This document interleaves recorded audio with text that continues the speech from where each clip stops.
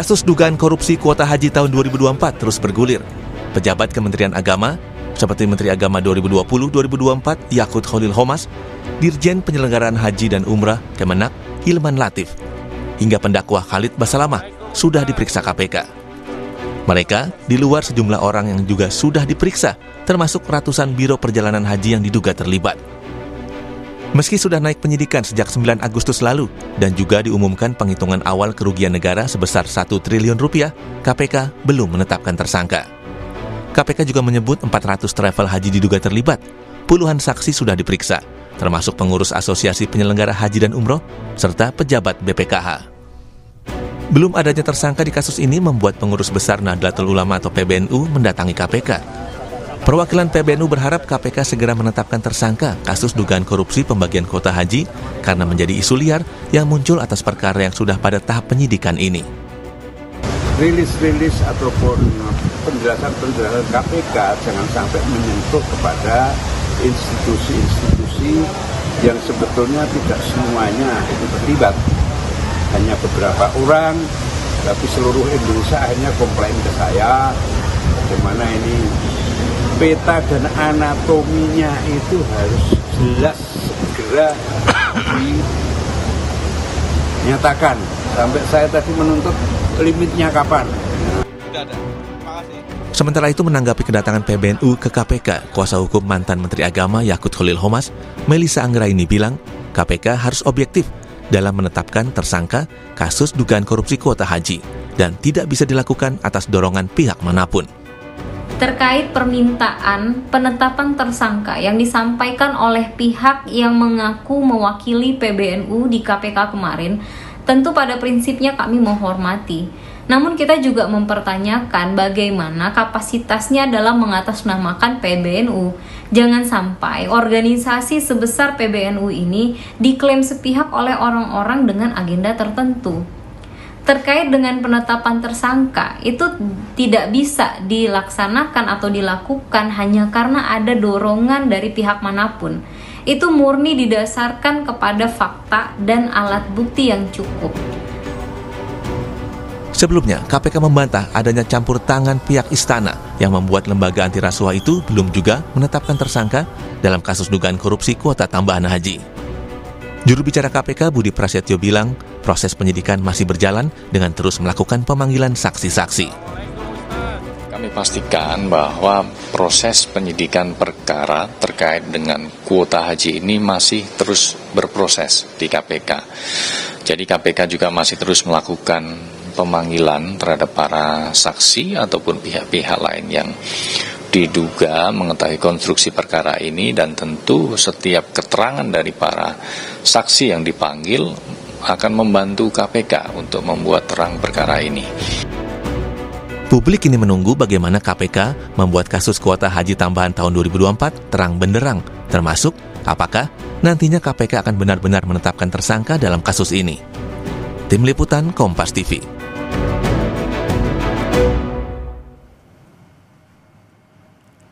Kasus dugaan korupsi kuota haji 2024 terus bergulir, saudara. Sudah naik penyidikan sejak awal Agustus lalu, hingga kini KPK belum menetapkan tersangka.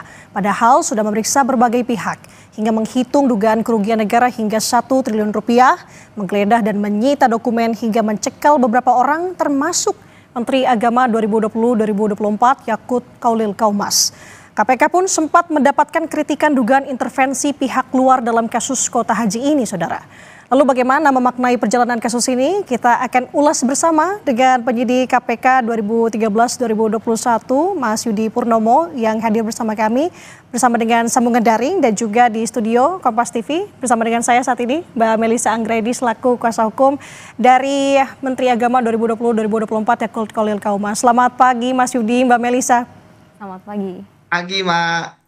Okay. Mbak Ananda, Mbak Melissa. Oke, kabar sehat ya? Alhamdulillah sehat. Alhamdulillah. Saya mau ke Mbak Melissa terlebih dahulu. Mbak Melissa, soal kasus dugaan korupsi kuota haji ini kan sebenarnya sudah naik ke penyidikan sejak 9 Agustus lalu ya. Sudah ada sejumlah orang yang juga dimintai keterangan, termasuk dengan pihak-pihak yang dicekal, termasuk dengan klien Mbak Melissa, Pak Yakut. Sejauh ini sebenarnya bagaimana Pak Yakut memaknai dan menilai penyidikan yang dilakukan oleh KPK sejauh ini? Ya, sampai saat ini status dari Gus Yakut adalah saksi ya, dan beliau memang sangat menghormati proses hukum yang berjalan. Sudah ada beberapa kali panggilan dari penyidik KPK yang sudah dipenuhi secara kooperatif gitu, sehingga beliau tentu saja akan terus kooperatif memberikan keterangan terkait dengan kebijakan yang selalu disampaikan dalam pengambilan kebijakan pada saat menjabat sebagai Kementerian Agama. Terkait pihak-pihak yang sudah dipanggil sepanjang proses penyidikan ini, kami melihat KPK sepertinya tidak gegabah ya. Dia terus memanggil berbagai pihak untuk mengumpulkan informasi agar menjadi terang perkara ini. Sehingga kita terus mendorong upaya yang dilakukan oleh KPK sampai saat ini. Oke. Mbak Melisa, KPK kan menilai sebenarnya kasus dugaan korupsi kuota haji ini kan berasal dari pembagian kuota yang 20.000 kuota dari pemerintah Arab Saudi.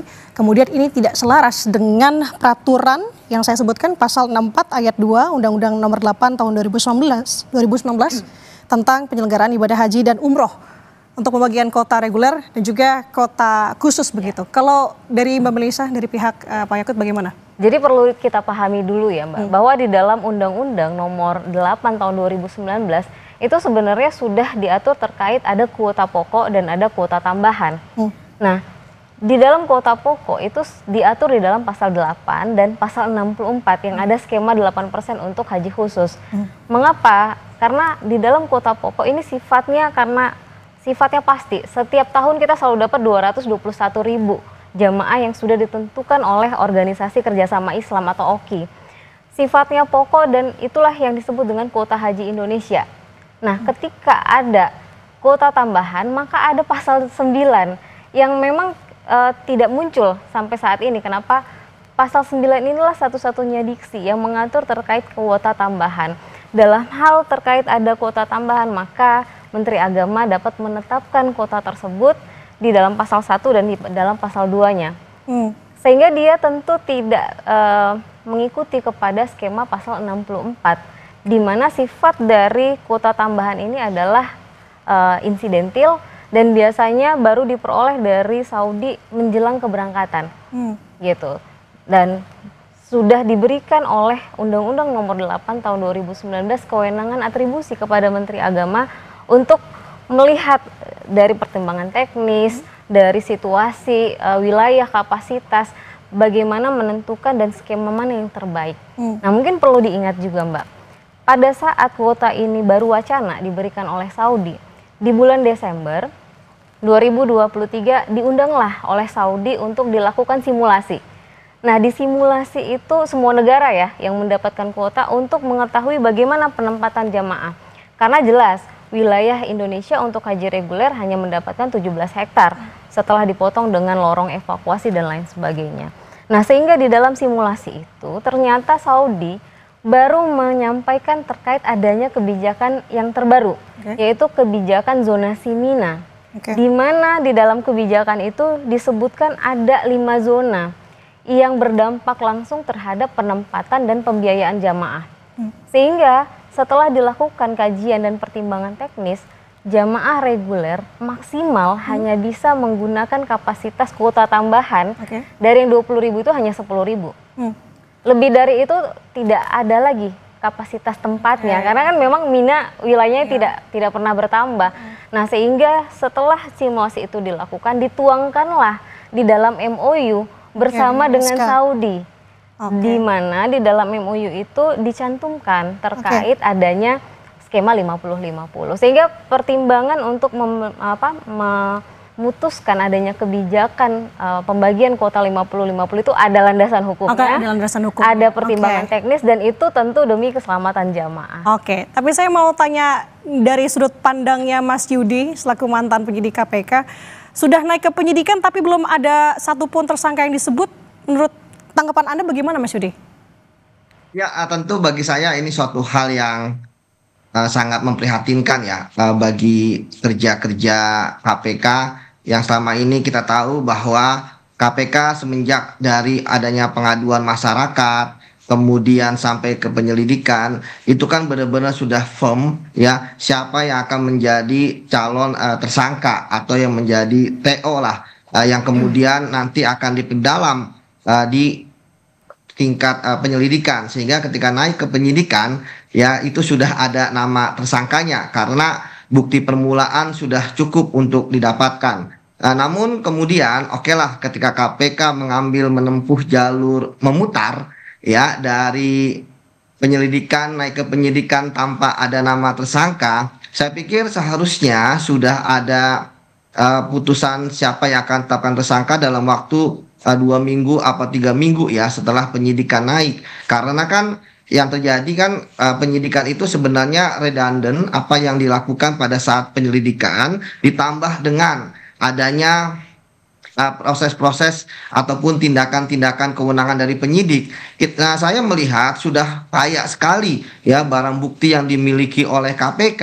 Nah, sekarang tinggal ya KPK menentukan siapa penyelenggara negara ya yang akan menjadi tersangka. Dan kalau kita melihat bahwa kalau sebelumnya ketika KPK menetapkan tersangka dalam penyidikan sudah nama tersangka, kemudian dilakukan pencekalan, ya pencekalan dilakukan terhadap 2 ya, tersangka dan saksi gitu ya. Nah sekarang ada saksi 3 ya yang dicekal gitu ya.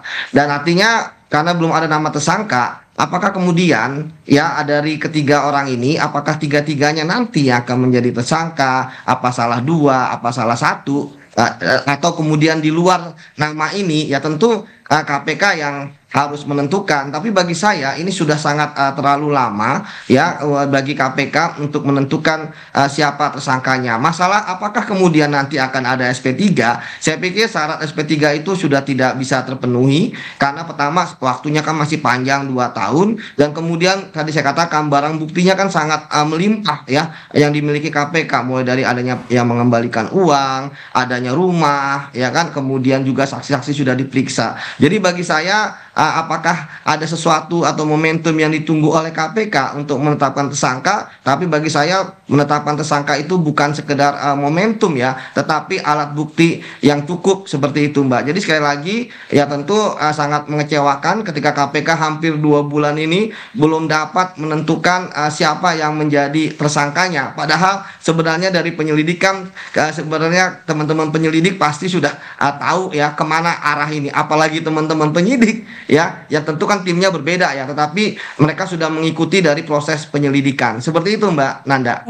Oke, Mas Yudi mengaku kecewa karena sudah 2 bulan masih belum ada nama yang ditetapkan sebagai tersangka. Tapi kayak saya kembali lagi ke Mbak Melisa di sini, Mbak, ada unsur elemen masyarakat begitu ya yang mendorong KPK untuk sesegera mungkin bisa mengungkapkan siapa tersangkanya terkait dengan kasus ini. Tapi kalau dari sudut pandang Mbak Melisa mewakili Pak Yakut seperti apa?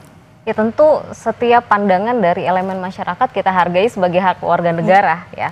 Tapi bahwa penetapan tersangka tentu basisnya adalah fakta dan alat bukti yang cukup. Sejauh ini kita melihat KPK tidak mau gegabah untuk menentukan karena pertanggungjawabannya jelas ini. Penegakan hukum kan juga harus diimbangi dengan berkeadilan ya, sehingga penggalian fakta yang cukup komprehensif yang dilakukan oleh KPK itu mungkin dalam rangka memenuhi unsur-unsur yang harus ada, sehingga penekanan atau dorongan dari elemen masyarakat itu tidak bisa mengganggu independensi dari KPK itu sendiri. Jadi menurut kami KPK hari ini berupaya untuk tetap objektif, untuk tetap memastikan fakta-fakta terpenuhi, relevan dari semua yang terungkap, meskipun yang tadi Mas Yudi sampaikan sudah ada pengembalian dari pihak-pihak tertentu, sudah ada yang disita, sudah terlihat sepertinya wilayahnya ada di apakah di pungli atau suap atau gratifikasi. Kita pada dasarnya mendukung upaya-upaya KPK mengungkap itu semua. Tapi balik lagi, tentu perlu dipisahkan antara kebijakan dari pengambil keputusan yaitu pejabat negaranya dengan tindakan kriminal oknum tertentu. Karena yang bergulir di masyarakat bahwa kebijakan itu diambil melanggar hukum. Nah makanya kita sampaikan bahwa itu tidak betul. Ada pasal 9 yang mengatur terkait kuota tambahan itu merupakan diskresi atau merupakan kewenangan atribusi yang sudah diberikan oleh undang-undang kepada Menteri Agama. Karena pertanggungjawaban yang paling utama dari Menteri Agama adalah keselamatan jamaah. Dan pelaksanaan haji 2024 itu tidak bisa kayak kita pakai kacamata kuda, Mbak. Kita harus melihat 2023 ada insiden seperti apa, di 2022 seperti apa. Sehingga pertimbangan kapasitas overcrowded itu luar biasa, harus dipertimbangkan. Karena faktanya 2025 kan tidak ada kuota tambahan, itu pun insidennya luar biasa. Jadi kita jangan hanya berpikir jumlah jamaah yang diberangkatkan, karena yang diberangkatkan bukan kopernya, Mbak, tapi nyawanya gitu. Jadi tugas utama Kementerian Agama adalah memastikan faktanya kapasitas terpenuhi terhadap kuota tambahan 10.000 loh. Ada jamaah yang berangkat yang semestinya belum masuk ke dalam antrian 2024 berangkat dengan kuota tambahan. Mengapa hanya 10.000? Karena memang hanya segitu yang yang cukup untuk memastikan perlindungan dan keselamatan jamaah. Oke, saya tangkap bahwa jangan terburu-buru. Tapi kalau dari sudut pandang Anda, Mas Yudi, saya ke Mas Yudi lagi. Kalau melihat KPK menyusun konstruksi kasus ini sehingga ditemukan dugaan pidana korupsi sampai dengan kerugian negara, seperti apa? Ya, ini memang sangat menarik ya, bahwa KPK tidak menerapkan pasal gratifikasi, KPK tidak menerapkan pasal suap menyuap, KPK tidak menerapkan pasal pemerasan, tetapi KPK menerapkan pasal 2 ayat 1 dan pasal 3 terkait dengan kerugian keuangan negara yang diduga mengakibatkan kerugian keuangan negara di atas 1 triliun. Artinya apa? Artinya KPK pertama menganggap bahwa kuota tambahan tersebut merupakan fasilitas negara. Segala macam penyalahgunaan terkait dengan aturan, kemudian juga jual beli dan sebagainya, ya itu termasuk dalam kerugian keuangan negara. Itu yang pertama. Kemudian yang kedua, maka KPK dalam hal ini tentu sekali lagi bahwa KPK hanya bisa menetapkan tersangka di awal, itu harus ada penyelenggara negaranya. Nah, ketika ada penyelenggara negara, tentu tidak banyak di Kementerian Agama penyelenggara negara. Ada misalnya menteri, wakil menteri, pejabat eselon 1, staf sus gitu kemudian pejabat lainnya yang disetarakan dengan penyelenggara negara. Artinya ini sebenarnya sangat-sangat sedikit ruangnya. Kemudian yang menarik adalah bagaimana terkait tadi kewenangan. Di dalam pasal 2 ayat 1 dan pasal 3 itu memang ada yang namanya kewenangan, di mana tadi sebenarnya sudah dijelaskan oleh Mbak Melisa terkait dengan tanggapan-tanggapan terkait dengan misalnya perbuatan Menteri Agama yang kemudian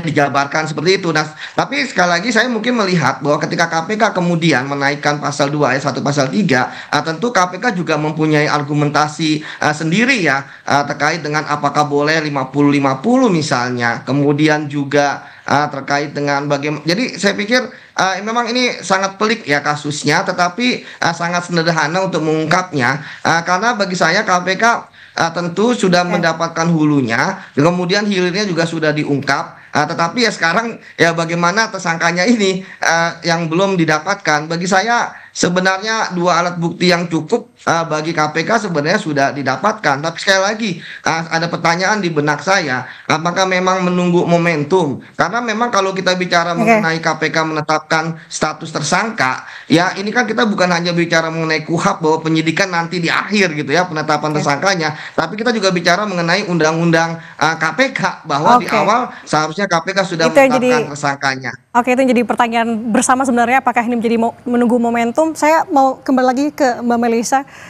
Sebenarnya harapan dari Pak Yakut melihat kasus ini berjalan proses penyidikan saat ini sampai dengan selaku sebagai mantan pejabat publik begitu. Singkat saja, Mbak. Baik, mungkin menanggapi sedikit tadi tentang kerugian negaranya Mas Yudi, bahwa kita pun juga masih menunggu terkait dengan kerugian negara itu hitungan yang pastinya seperti apa. Karena faktanya pada tahun 2023 hitungan dari BPK sendiri, hasil audit BPK sendiri, ada dana efisiensi sebesar 601 miliar terkait dengan penyelenggaraan haji 2024. Nah, itu yang kita masih tunggu karena terlihat masih berubah-ubah gitu apakah dari ini dihitungnya ataukah dari itu, karena faktanya kan jamaah bayar full terkait dengan pembiayaan, apalagi haji khusus mereka bayar full gitu. Jadi kalau ada keuntungan, apakah itu menjadi kerugian negara?